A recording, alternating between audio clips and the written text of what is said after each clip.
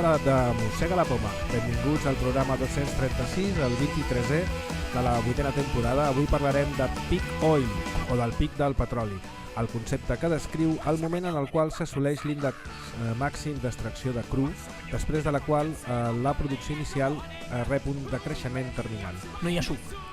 Lligarem aquest concepte amb el decreixement econòmic actual i les previsions a futur i ho farem acompanyats pel nostre expert de capçalera en macroeconomia, el professor José Cabré, i amb un autèntic convidat d'excepció, expert en temes de peak oil, doctor en física teòrica i científic a l'Institut de Ciències del Mar del CSIC, l'Antonio Curiel.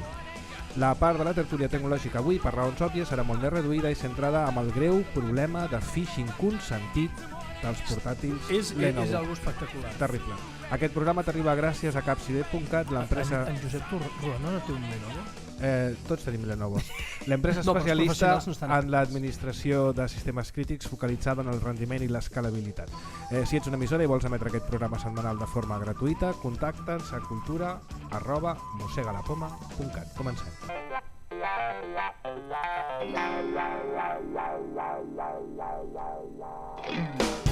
Ara comença el primer programa independent de cultura tecnològica en català. A la xarxa en format podcast i també a la ràdio. Mossega la Poma, una hora amb entrevistes i tertúlia fresca d'actualitat tecnològica cada setmana. Des dels estudis centrals de Mossega la Poma, amb una taula en forma de torre d'extracció petrolífica... Sí. Benvinguts al programa setmanal on conversem de forma dispersa de tecnologia i moltes coses més. Control tècnic Sergi Perucho, agafant el ritme dia rere dia. Digues hola. Hola, vinga. Coproducció, direcció i postproducció Marc Alier. Aquí mateix. Producció, conducció i direcció que us parlen Tomàs Manzanares. Saludem a totes les emissores que ens remeten a les seves respectives graelles, a la gent de Canal Digital de i Nació a la gent Digital. de Nació Digital i a Ràdio Andorra. I no saludem els que no ens remeten. Com sempre. Un plaer compartir aquesta hora amb tots vosaltres. Tomàs, saps que avui estic molt content?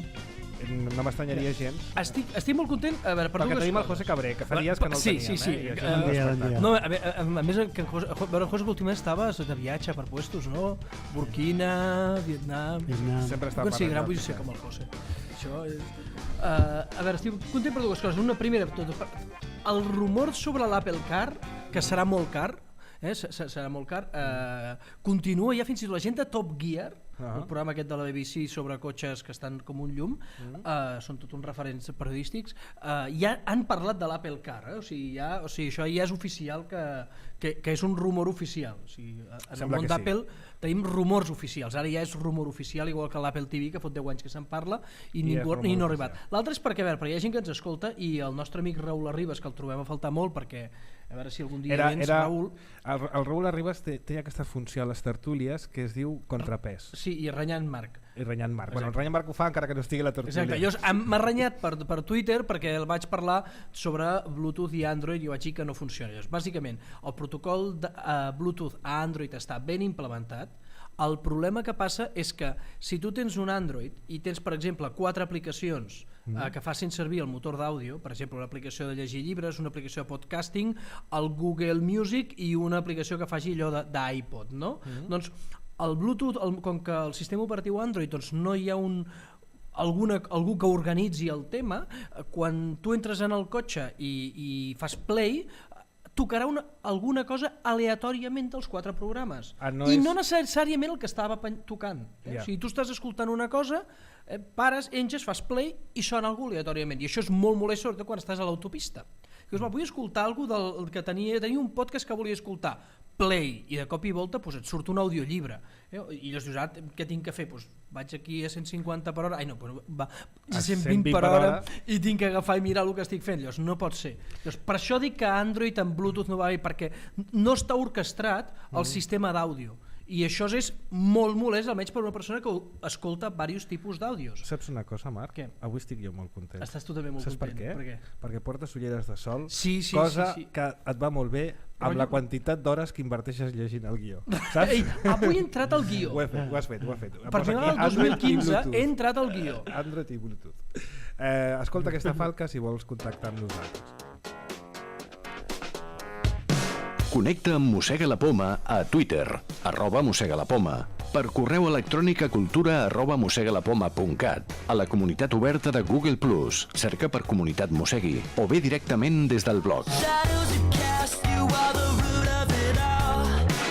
Recorda que cada episodi de Mossega la Poma conté una entrada al blog amb les notes detallades del programa. Si perds un enllaç o una referència, no pateixis, la trobaràs a l'entrada corresponent al blog de mossegalapoma.cat. Mossega la Poma, tot junt i amb dues esses.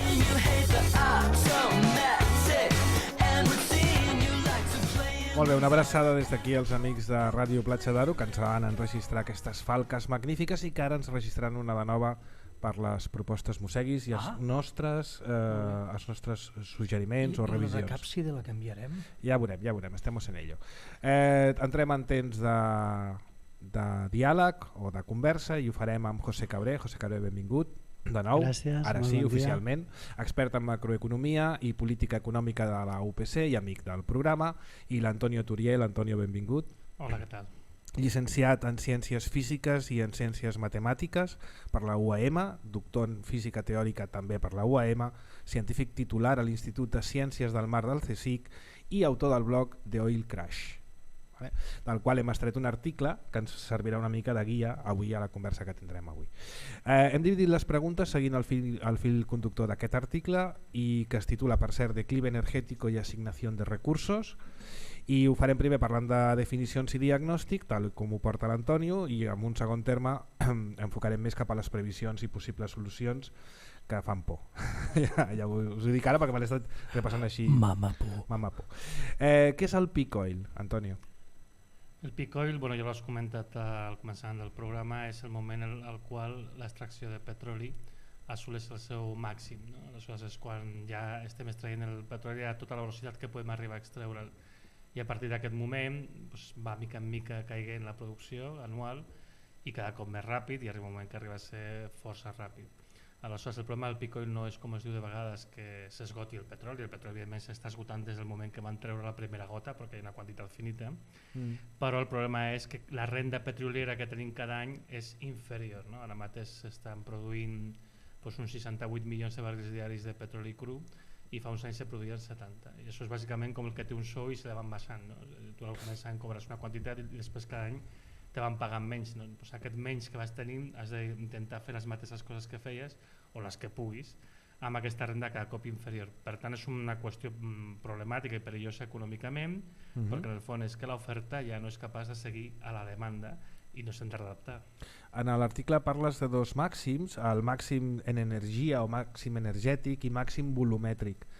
Pels que no estem aquí avasats, quina diferència entre un i l'altre? Perquè em sembla que el volumètric arribarem ara enguany, el 2015. Sí, possiblement, encara no se'n sap. Aquestes coses normalment es veuen més bé des del retrovisor, no des del davant. No?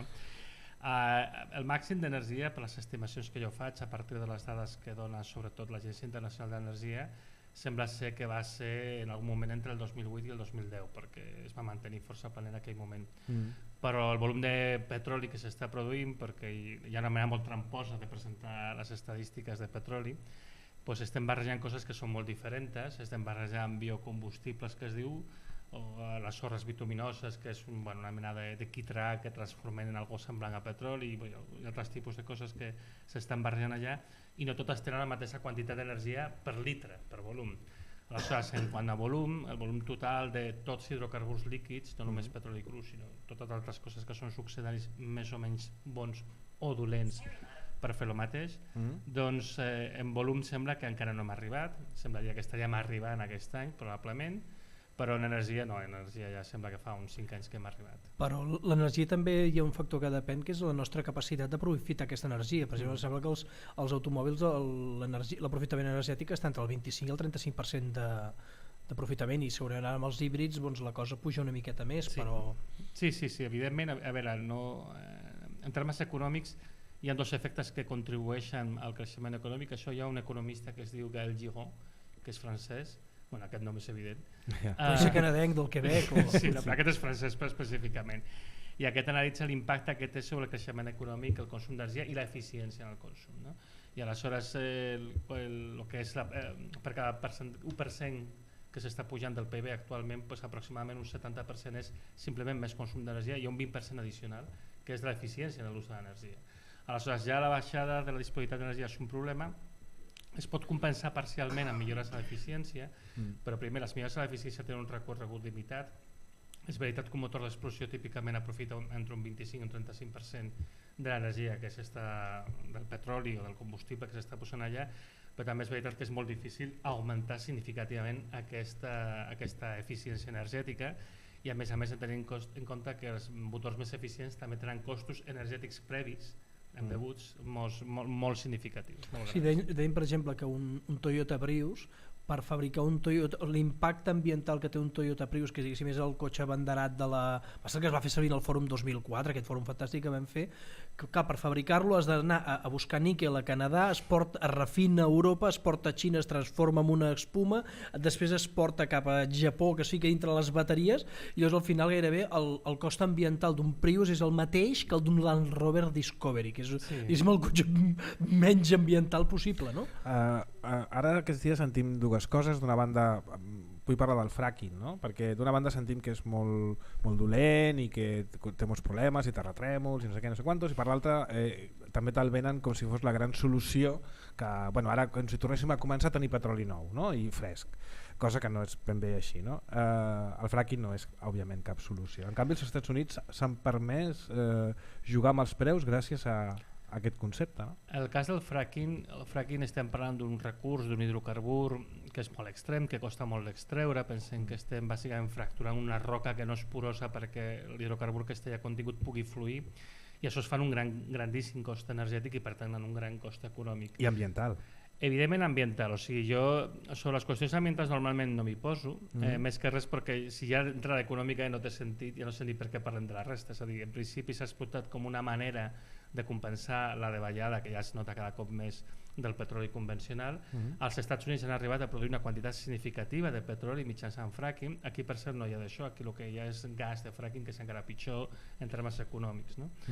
Però bàsicament ho han fet perdent diners. És a dir, jo justament analitzava fa poc un informe del Departament d'Energia dels Estats Units de juliol del 2014, de l'any passat, i ells bàsicament analitzen la situació financera de les 127 companyies més grans de gas i petroli del món, incloent-hi privades i públiques, arribant a la conclusió de que l'any passat havien perdut 110.000 milions de dòlars, la diferència entre els costos de produir i els ingressos que és realment... I més ara que el petroli està baixant de preu.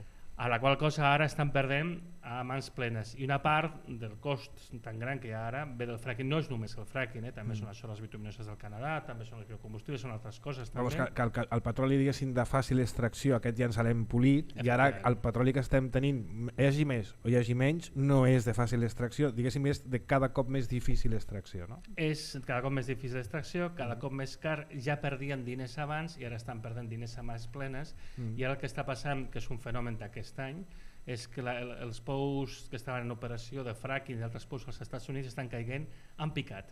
Del mes d'octubre a ara han caigut un 37%, han tancat un 37% de tots els pous que estaven operant. No són rendibles. Bueno, és que, clar, evidentment estan perdent diners les operacions, la qual cosa s'anticipa un moviment perillós. Ja, i aleshores per què baixa el preu? Perquè és que hem anat a posar benzina aquests dies, flipem, no tenim la sensació de que estiguem davant de cap crisi ni de cap res, al contrari, ostres, estava a 1,4, ara està a 1 o 1,2, i encara pots posar més benzina per menys pasta. Jo, des de que fa 5 anys vaig començar a explicar aquests problemes, dic que més que fixar-nos en el preu, ens hem de fixar la producció. Per què? Perquè el preu farà oscil·lacions. El 2008 va pujar... I són geopolítiques, no són estrictament... No. El fenomen és un fenomen de natura completament econòmica i és típic de qualsevol matèria primera quan arriba al seu màxim de producció, el preu comença a oscil·lar salvatgement. Per què? Perquè els preus són elevats, és el que ha passat ara, els preus han estat força elevats i han acabat per destruir la demanda, és a dir, els negocis no s'han pogut mantenir amb uns costos energètics tan elevats. Al final la demanda ha caigut, és el que ha passat, fonamentalment el que ha passat és que ha caigut significativament la demanda i al caure la demanda, lògicament, ha caigut el preu.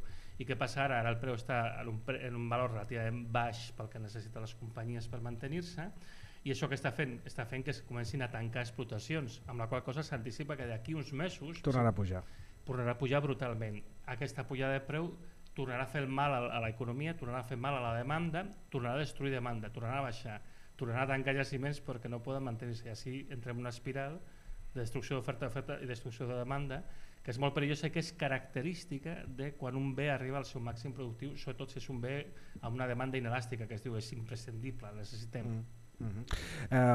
Lligant amb l'última... Perdona un moment, Sí, jo voldria, Antonio, que ens aclarissis 4 coses. De fet, el que està passant també és que hi ha països, o sigui, vosaltres coneixeu que hi ha l'OPEP, no? Sí, sí. L'organització aquesta. Saps? Va haver-hi un moment, això és un joc, l'OPEP durant molts anys ha actuat com un càrtel, no? De posar-se d'acord i aleshores disminuir produccions per intentar mantenir preus. Aquesta vegada Aràbia Saudí s'ha negat. És a dir, Aràbia Saudí, que hauria Ha d'haver sortit del càrtel, per entendre's. No. S'ha negat a disminuir la seva producció perquè el preu es mantingués. I això és el que ha provocat, amb l'afegit que els Estats Units ha començat a augmentar la seva oferta a través del fracking, de cop hi ha hagut, aparentment, més producció, més petroli que mai. La demanda ja havia caigut per la nostra crisi econòmica en Occident i això ha provocat que el preu caigui, però és evident, el que està explicant l'Antonio és evident. Saps? Jo rumio, i per què? És a dir, per què tot això? Aleshores, qui surt superperjudicat d'això? Rússia, no? És el que sembla que Venezuela, Iran. Clar, jo aquí ja em perdo, perquè em perdo. Però aleshores, és això fruit d'una estratègia d'Estats Units per intentar fastiguejar no sé qui? Sí o no? Perquè el que tampoc acaba... Si fos que sí, o sigui, cada vegada que respons a una pregunta surten 300.000 preguntes més, no? Perquè els del fracking són tios privats. Saps? Què passa? Ja la CIA ja subvenciona aquests tios? Em perdo, saps? Em perdo. A veure, tu ja saps que el que ha passat als Estats Units, si en part s'ha pogut fer el fracking, és gràcies a les successives rondes de quantitat difícil. Pensa que als Estats Units, sense el fracking, s'hagués destruït ocupació. O sigui, tota l'ocupació neta que s'ha creat als Estats Units prové durant els últims 5-6 anys del fracking. Aleshores, ara hi ha hagut un interès en mantenir això. Amb la baixada de preus actuals el fracking també pateix i segurament ara que ja diuen que no faran més rondes d'imprimir diners, de l'alivi quantitatiu, doncs evidentment el que passarà és que també les empreses de fracking tancaran i vigila perquè hi ha molt de crèdit associat en aquestes empreses, es pot crear una bombolla, esclatar una bombolla de l'estil de la subprime de l'any 2008, o sigui que els Estats Units tampoc no sortiran indemnes. Què està fent l'Aràbia Saudita? Comandant a l'OPEP, perquè l'OPEP bàsicament fa el que faci l'Aràbia Saudita. Ells diuen que ells no volen ser els paganos d'aquesta crisi, és a dir, ells poden baixar producció, de fet l'han baixat una mica, però bàsicament ells diuen nosaltres baixarem la part que ens pertoca, la proporcional. No baixarem més perquè després altres es s'inflin, perquè escolta, nosaltres també patim i aleshores tothom ha de compartir aquesta càrrega. La demanda ha caigut, ens repartim la caiguda entre tots. De fet, Aràbia Saudita ha fet molts designes en aquesta direcció. El que passa és que, clar, Rússia no s'ho pot permetre, però ja estava perdent diners en la situació anterior, i Venezuela no s'ho pot permetre, Algèria no s'ho pot permetre, Nigèria, hi ha molts països que no s'ho poden permetre. Hem arribat a una situació de tal tensió a molts països que ja estan als seus màxims productius, alguns fins i tot caiguent, que la situació ja és insostenible.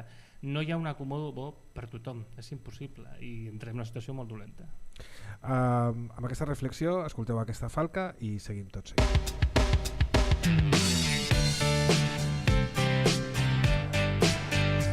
Mossega la Poma es distribueix gratuïtament per a aquelles emissores locals que vulguin incloure el programa a la seva graella.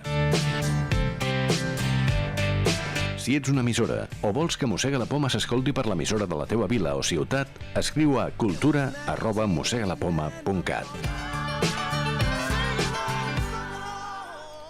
A l'estudi amb en José Cabré i l'Antonio Turiel parlant de Peak Oil i relacionant-ho amb els problemes de la crisi d'energia o de recursos energètics.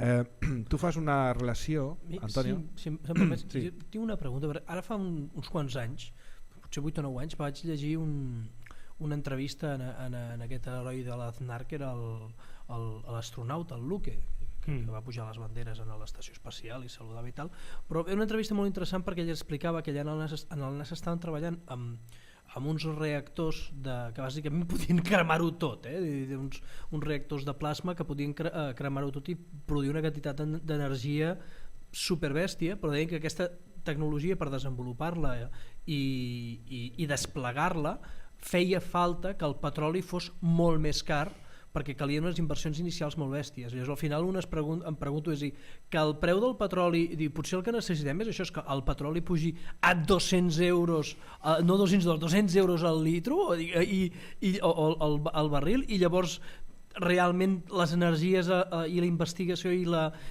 invertir en certes tecnologies alternatives. Bueno, jo no sé el que el Pedro Duque li va dir al José María Aznar, jo evidentment no ho conec. No, això ho van dir, era una entrevista de la Contra la Vanguardia, era per situar.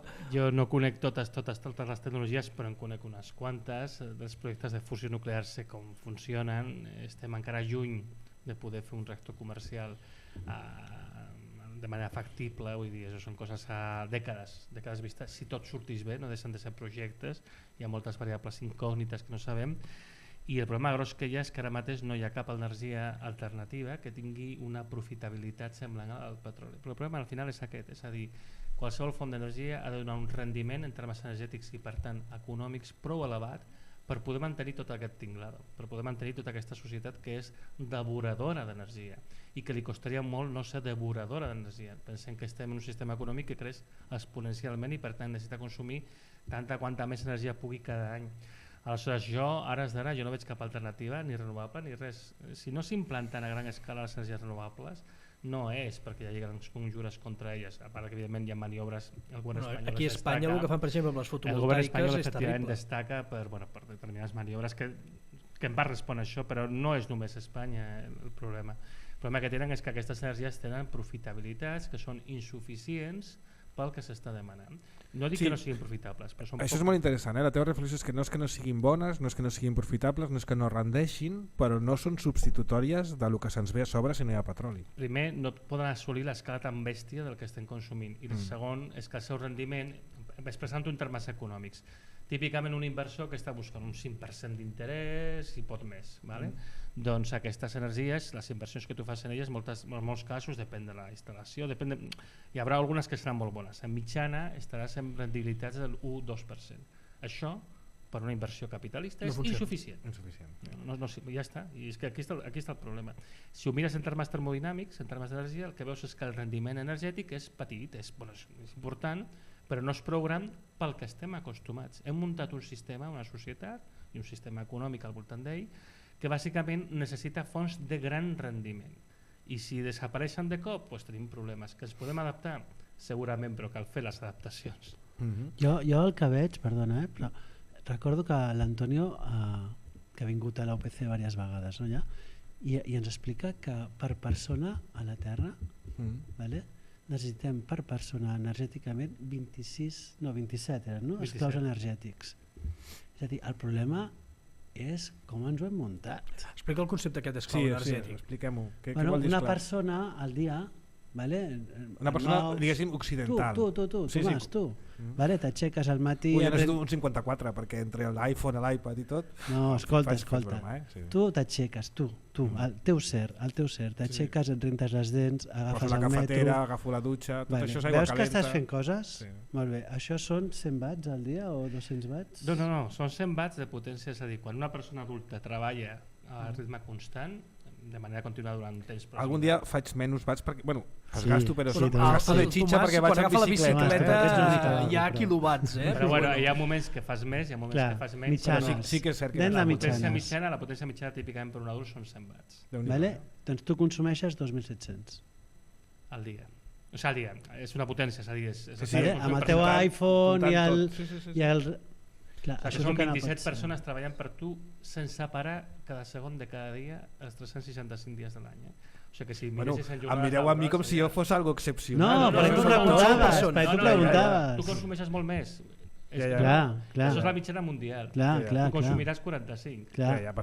I un senyor als Estats Units potser consumeix 120.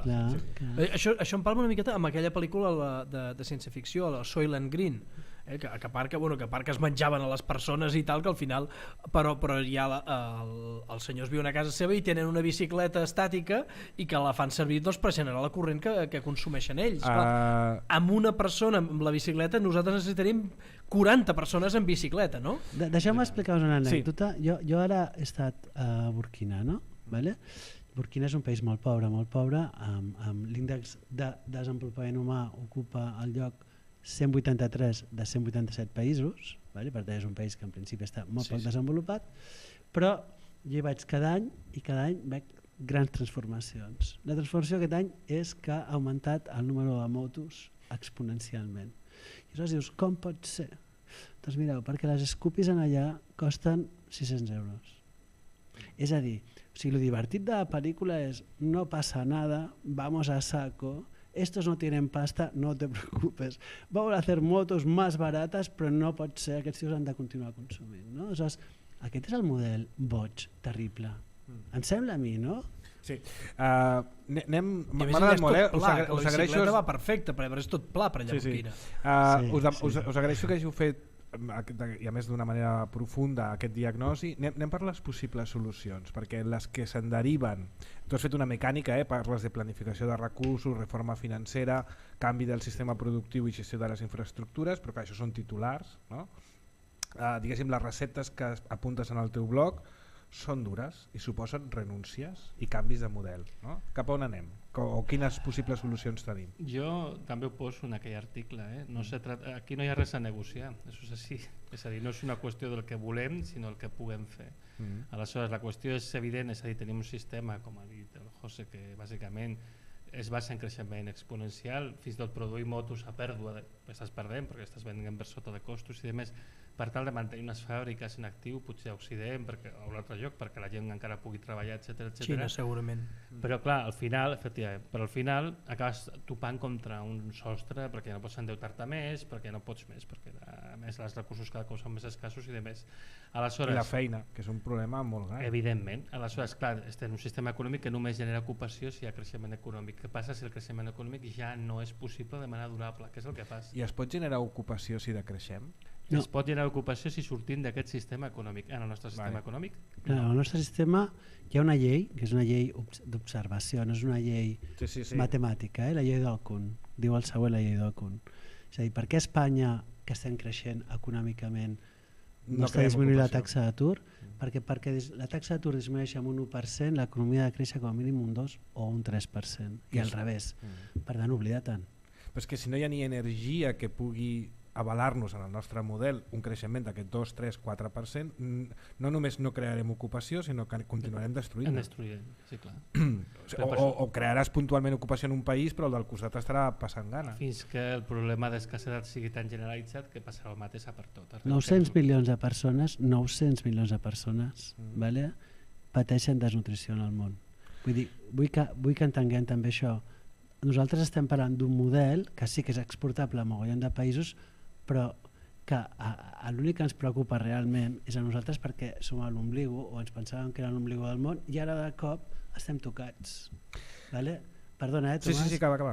República Democràtica del Congo, guerra civil, han tingut una guerra civil on han mort més de 5 milions de persones. No ho sabem, això no ho sabíem. Segona Guerra Mundial. I no ens preocupa, és el segon, o sigui, després de la Segona Guerra Mundial és el conflicte més sangant que hi ha hagut al món. I ha sigut ara? Bueno, s'ha acabat, no s'ha acabat. Mira, perdoneu els dos, Antonio, José i Antonio, però m'esteu deprimint molt, moltíssim. Per tant, us proposo que després parlarem de relocalització i rehumanització, que són dues de les receptes que m'han encantat de l'Antonio, però per alegrar-nos la vida, els amics de Quart Primera que han estat aquí tocant en aquest programa ens porten una nova cançó que acaben de treure ahir o abans d'ahir, que es diu Per favor, tot va bé.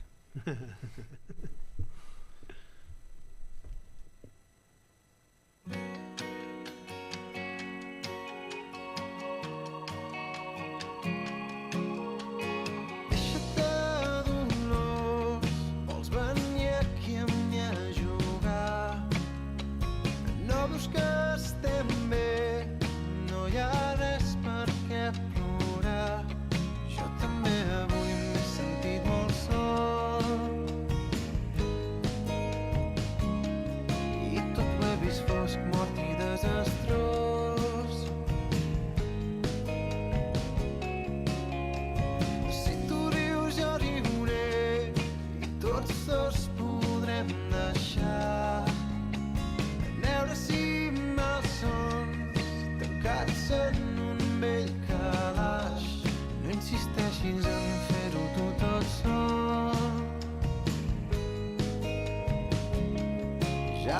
vist com tot passa molt millor.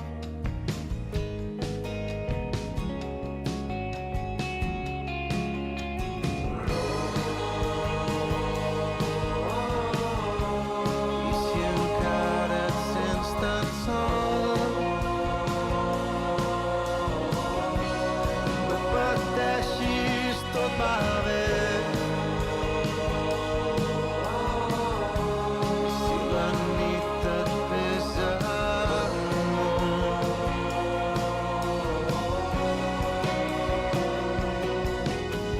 oh, de ti et llegiré, dintre teu tens un tambor, tens por de tenir por, noia, això no. Bueno, una mica d'alegria amb els quart primera, ja que se'ns queien unes llàgrimes de cocodrilo escoltant a l'Antonio Turiel i al José Cabré. No, de cocodrilo no, llàgrimes de veritat. La aquí. veritat, sí.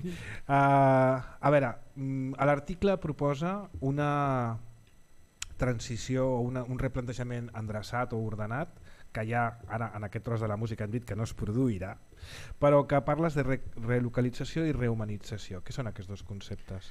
Bueno, bàsicament el sistema de globalització en el que estem vivint ara es basa en que és fàcil, és econòmicament rendible transportar mercaderies fabricades a grans distàncies, en la qual cosa, si justament comença a escassejar energia, tot i que no vulguis, les coses es relocalitzaran. I això pot tenir un efecte positiu perquè reactiva l'economia local, ajuda a que en llocs com aquí, que es perden llocs de treball... Però uns nivells de creixement molt diferents als que estem acostumats, no? Evidentment, però és que jo penso que el concepte de creixement l'hem de L'hem de començar a trencar. oblidar. Okay. I però també hi ha canvis tecnològics, com per exemple ara hem parlat altres vegades aquí a Música de la Poma, ve la impressió 3D. Jo entenc que la impressió 3D, dèiem l'altre dia amb en Dani Amo, canviarà, per exemple, no tinc que portar una merda de plàstic feta des de Xina, la puc imprimir aquí. En una merda de plàstic d'aquí. Amb una merda de plàstic d'aquí. Vale, però com a mínim no tinc que agafar i moure el plàstic des de Xina fins aquí. No cal imprimir en plàstic, també s'imprimeix amb altres... Bueno, sí, imprimem tot tipus de coses, fins i tot fusta, però que diguéssim la producció local, i a més és producció sota demanda o fins i tot capacitat de reciclar, perquè aquests materials es poden... I l'autoproducció, que això també és un altre tema. Jo penso que és important, és a dir, tenim tecnologia i coneixements tècnics per aprofitar molt bé els recursos. I aleshores nosaltres, en totes les coses que podem fer, i ja no parlo de coses tan sofisticades com una impressora 3D, coses molt més senzilles, podríem treure molt de suc dels recursos locals. El problema en realitat és que estem tots empesos a consumir més i més perquè és una necessitat del nostre sistema econòmic. Si te treus el sistema econòmic de sobre podràs sortir-te. El que dèiem alguna vegada, aquí ja no s'arreglen les coses, es tiren i se'n compren de noves. Això, des que hem entrat en la crisi a partir del 2008, comença a canviar. Ha canviat bastant, amb models de reciclatge, models de compartir. Bueno, sabeu, no és majoritari. L'Ajuntament de Barcelona té una història superguapa al carrer Sepúlveda, que tu portes aquest Ajuntament de Barcelona, el d'ara, té una cosa superguapa. De veritat t'ho dic. És que fa poc vam fer una conferència aquí a la UPC, quan van fer el documental de l'Usart, comprar Usart. Hi havia un home que és el responsable d'aquesta història i és, tens qualsevol cosa espatllada, vas allà, al·lucina i t'ensenyen a reparar-ho. Molt bé. I no t'ensenyen a arreglar-lo. Sí, és allò que deies que hi havia el curs aquest d'ensenyar com arreglar-te el vàter, que és el que costa més. Ahir ho pensava. Exacte, és aquest, Marc. Però té un gran impacte econòmic, és a dir, si tu comences a reparar les coses, reutilitzar, reciclar-les, hi ha fàbriques que tanquen. Sí. És que és com funciona és un problema, és que, aleshores tu has de canviar el sistema econòmic perquè si no les derivades igualment són nocives. Si no hi ha consum, hi ha atur. És així de trist. Parles de la rehumanització. El de relocalització és més comprensible. Què vol dir rehumanitzar? Hi ha una cosa que a mi em sobta quan de vegades faig xerrades explicant el problema del picoll, sobretot fa uns anys, que la gent em diu bueno, però això ja no ho veuré. I jo dic, bueno, a mi quan la gent em diu això jo normalment dic... Sembles a l'avi de la competència, aquell que diu jo això ja no ho veuré. Hi ha gent de la meva edat, uns 46, que em diuen això ja no ho veuré. Però si tu no ho veuràs en 40, jo en 50 ja... I jo dic, perdona, no sabia que tenies càncer terminal. Clar, perquè és que no està veient perquè ja està passant, és a dir, el que estem veient ara ja és una manifestació d'això. Però en qualsevol cas, a mi em sembla al·lucinant, jo que tinc nens petits, em sembla al·lucinant que no et preocupis pels teus fills. Aquí s'ha trencat un contracte intergeneracional que ha estat vigent durant tota la història de la humanitat. Els pares es desvivien i se sacrificaven pel bé dels seus propis fills. Què passa tu ara? Que no, que tu vols viure bé, tot i que... No un bé immediat, un bé també a llarg termini. Efectivament, però vull dir, però és que aquí hi ha un contracte internacional que s'ha perdut i que per mi és una de les essències de la humanitat i de la civilització ben entesa. Aleshores, igual que això hi ha moltes altres coses, jo dic, com podem dir que un sistema econòmic funciona bé si tenim fins i tot aquí en aquest país nens que només mengen quan van al col·le, al menjador escolar? Com pots pensar que això està bé? Com pots pensar que està bé que desnonin la gent de casa seva? Vull dir, o que no tinguin treball. Jo ho visc també a prop la meva família. Vull dir, són coses que dius, hi ha una tal pèrdua de valors, hi ha tal alienació que la gent no se n'adona, accepta com a normals coses que haurien de fer-nos indignar-nos a tots. Però perdona, Antonio, amb aquestes preguntes sense resposta que tenim por ahí, no? Potser, o sigui, ara hem rebut a Espanya, des del 2009, hem rebut un pal absolutament bestial, però no només a Espanya, no? França està rebent en aquests moments, Grècia, Itàlia, etc. Portugal, Què Irlanda... Què hem fet? Fixeu-vos, estem forçadament a replantejar-nos coses. No? Aleshores, jo no crec en les manegres i coses d'aquestes, no? Però potser hi ha algú, Déu, no sé si existeix aquest tio, però Déu que es diu Merkel... Tu a classe em vas parlar de la mà invisible, no? Sí, però Bueno, era invisible. Era invisible. Per al del programa, millor dir-li un superheroi, però bueno, si hi ha algú allà dalt... No, ja em sembla bé. No, un superheroi que es pot dir Merkel. Sí, és que es pot dir Merkel, home, vale?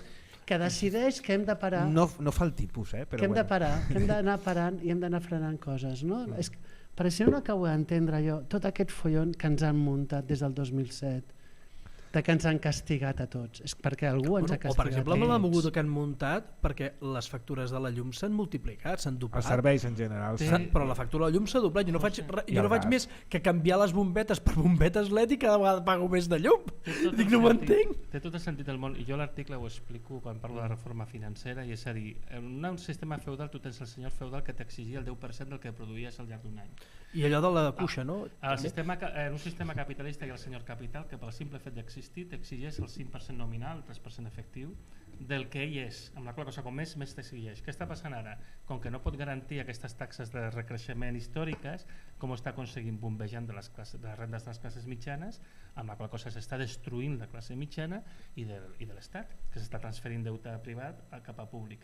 Amb la qual cosa, què està passant? Bàsicament, pues que com que s'intenta mantenir a tota costa el sistema, el senyor feudal, en aquest cas el senyor capital, s'està bàsicament exprimint, està traient la sang. I quan no ho pots fer en impostos, o no ho pots fer amb consum, o no ho pots fer amb no sé quantos, ho fa amb coses tan bàsiques com els pagaments de serveis. Privat al públic, ingerència en l'Estat perquè legisli a favor d'ell i que li doni totes les garanties. Sí, però a nivell global, jo ara dic alguna que és molt bèstia, no acaba de ser negatiu, és a dir, de cop comencen a sortir una sèrie de moviments superpotents que si no haguessin sortit, que surten per necessitat, que comencen a plantejar-se que les coses les hauríem de fer diferent. Sí.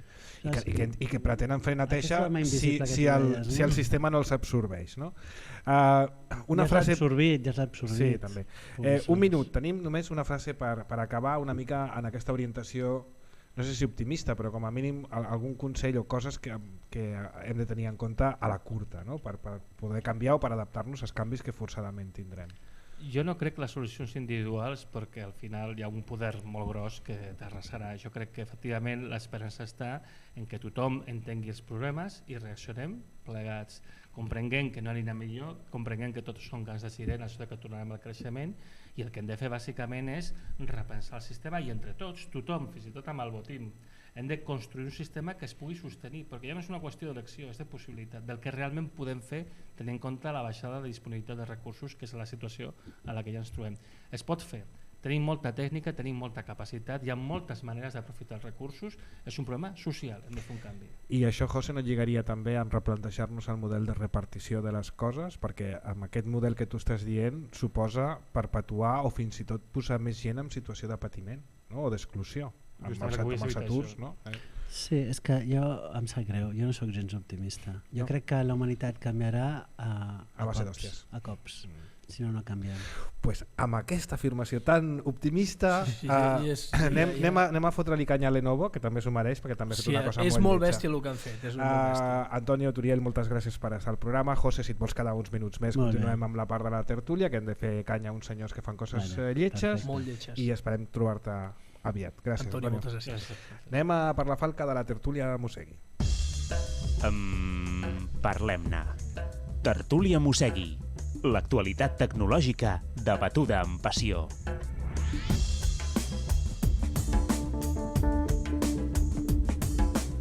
Tornem Pasión. aquí a taula. Pasión por el jamón. Tornem aquí a taula. Això és una altra cosa. I no tenim Marc Alier, moltes gràcies per estar a la tertúlia. Bueno, José jo- Cabré, que ha tingut a bé quedar-se després de la Home, és interessant un plaer. conversa. A veure, deixeu-me dir dues notícies molt ràpides. Ràpids, però són d'interès general. Sí, no? són d'interès general i entrem una mica a explicar què ha passat amb Lenovo i el phishing.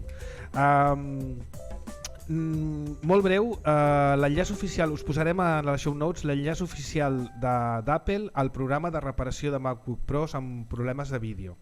Només es veuen afectats alguns models, els MacBook Pro de 15 i de 17 polzades 2011 i els MacBook Pro Retina de 15 de mitjans del 2012 i inicis del 2013. Molt breu.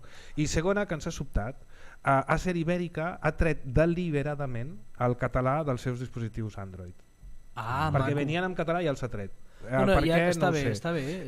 Nosaltres hauríem de fer de periodistes i el que hauríem de fer és trucar a Acer i parlar, que ens Hem expliquin per d'agafar el què. telèfon, trucar I a més ho podem fer, no? Sí. A Acer es pot trucar perquè tenim contactes. Podríem la setmana que ve i mirar a veure si podem fer-ho i Farem de aquesta periodistes. setmana podríem fer-ho. Vale, Ludo, explica què ha passat. Bueno, a veure, primer de tot, recorda, a veure, el mercat de PCs, el mercat de PCs ara com ara, el marge que tenen les empreses és irrisori.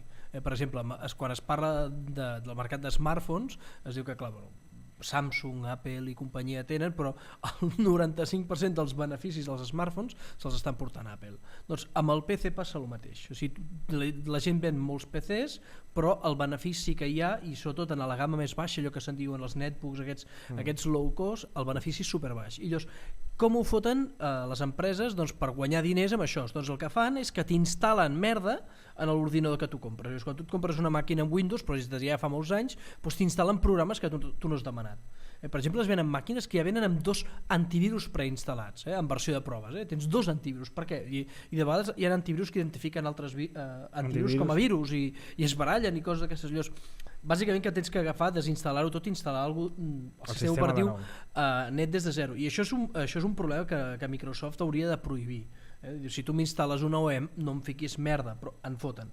Llavors, en aquest cas, Lenovo, que és el fabricant que ven més PCs del món... Perdona, i tu has dit abans que no afectava, però Lenovo és un dels fabricants que ven més PCs del món a les empreses. A les empreses i als usuaris finals. O sigui, no oblidem, a veure, el PC el va inventar IBM. I IBM es va vendre la seva divisió de PCs i, per exemple, la màquina Stellar... Recordem que Lenovo no són xinesos, són taiwanesos. Són taiwanesos. No ho sabia, eh? Sí, jo pensava que eren xinesos. No, a veure, fabriquen a Taiwan, però l'empresa està fundada a mainland China, està fundada a Beijing. És capital xinès, però també fabriquen a Taiwan, però bueno. Xina i Taiwan tenen un rotllo molt raro. No, però és molt important saber si és xinès o taiwanès, ho dic en sèrio. Taiwanesa. És taiwanesa, eh? Vale, doncs, què ha passat? Llavors el que passa és que Lenovo en aquesta línia d'això, en els seus ordinadors, diguéssim, pensats per usuaris, no la gamma professional, és a dir, el ThinkPad aquest que feu servir a Capsid en principi no està afectat, però qualsevol es creu la gent de Lenovo, han instal·lat amb una... Bueno, el CEO ha sortit a fer declaracions. Han instal·lat un software que es diu, no sé si Silverfish o una cosa així. Superfish. El Superfish. I aquest Superfish fa una cosa super simpàtica, que és que tu navegues, agafes el navegador web, l'Internet Explorer o el que sigui... Entres a Google com tothom... Entres a mossegalapoma.cat i t'ensenyen un anunci. I aquest anunci no l'ha posat. Mossega la poma. No, nosaltres no posem anuncis. Tenim algun link cap a productes recomanats que recomanem d'Amazon. Que per cert us agraïm molt que els hàgiu seguit, perquè per fi és el primer mes després de 8 anys que podem pagar el transfer out, l'ample de banda. Hem pogut pagar l'ample de banda. Cosa que us donem besitos per tot arreu. Us estimem molt. I estem ara revisant productes, que és una cosa que ens agrada fer. I sobretot recomanem allò que hem provat, no recomanem coses que no hem provat. El producte no és més car i ens feu un favor a nosaltres. Doncs trobes anuncis a Mossega la Poma i nosaltres no els hem posat i ni rebem res per aquest anunci. I el cobra Lenovo. Llavors, això dius d'entrada, dius, vale, és bastant mala bava fer això, però això hi ha coses, per exemple, si tu t'instal·les un programa de Softonic, ja sempre t'estan dient, vols instal·lar-te això? I et fiquen aquestes barres. El problema és com ho fan els d'aquest programa, el Superfish aquest. I és que el que fan és que bàsicament el que fan és que no només ataquen a webs obertes, sinó que també ataquen a webs encriptades per HTTPS. I assalten el protocol. Si per exemple tu vas al teu banc i et foten anuncis a la web del teu banc, perquè el que estan fotent és que et foten un atac del que es coneix com a man in the middle, i el que fan és que trenquen la seguretat, la connexió SSL, trenquen la seguretat i t'estan fotent un sniffing de tot el teu tràfic web. Ole, còmprate un Lenovo. Còmprate un Lenovo, és a dir, que si tu et connectes al teu banc, el servidor aquest estava veient les dades del teu banc. Super bèstia, però a part està fet de forma tan matossera que com que estan trencant la criptació SSL, qualsevol pot fotre el nas. Exacte, crea un forat de seguretat. I a més, quan els van agafar i els van dir ei, que esteu fotent això, què passa? En comptes de contestar algú que en sabia, va contestar algun advocat o algú de màrqueting o algun impresentable d'aquests dient no, això no, fent-se el longuis, fins que al final el director tècnic s'ho va mirar i va sortir ràpidament a dir senyors, l'hem cagat, culpa nostra, parem els servidors i ho tenim ja.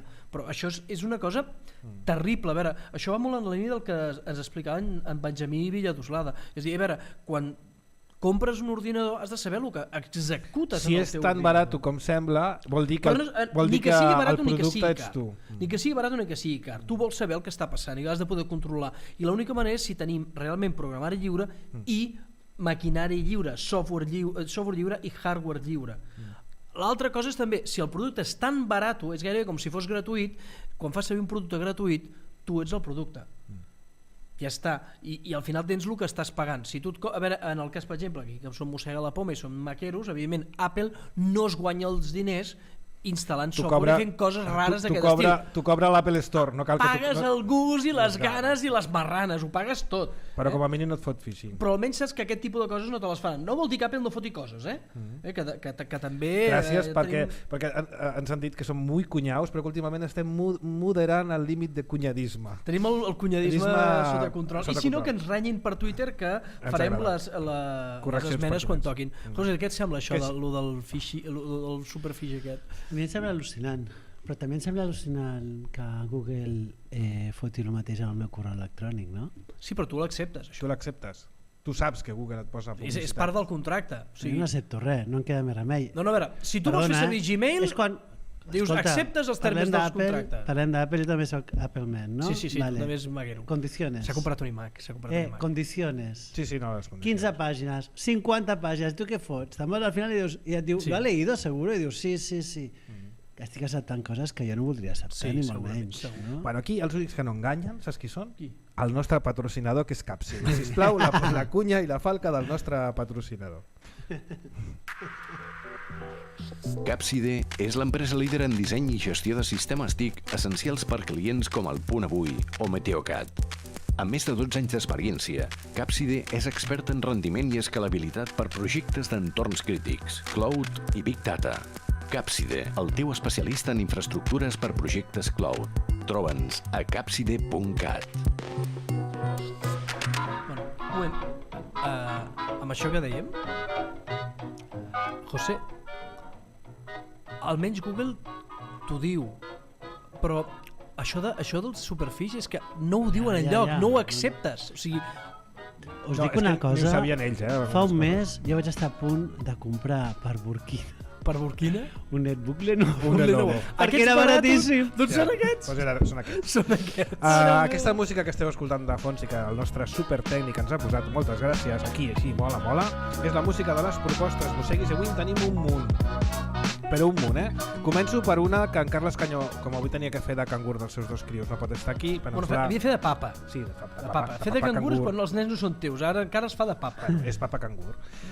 Diu, esteu... la Marina. Llegeixo, perquè ens ho ha posat ell al guió. Diu, esteu convidats a la propera jornada d'empreses, docents i alumnes d'informàtica, la jornada JEDI 2015, m'encanta el nom, JEDI, que es farà dijous 5 de març a l'Institut Joan d'Àustria de Barcelona. Vindran els d'Eticom Som Connexió, molt bé, que han estat aquí, a parlar-nos d'economia del bé comú en l'àmbit de les telecomunicacions i haurà notat la rodona sobre la que cal tenir en compte per muntar una startup tecnològica, explicaran com muntar una impressora 3D i faran una criptofesteta.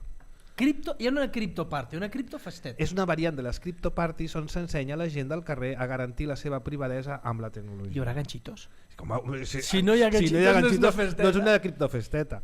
I bueno, per això no és tot, hi haurà més actes, consulteu el programa complet i ens dona l'adreça del programa on, tot i que sigui gratuït, és convenient que la gent s'hi pugui inscriure perquè ells així poden saber quanta gent hi anirà.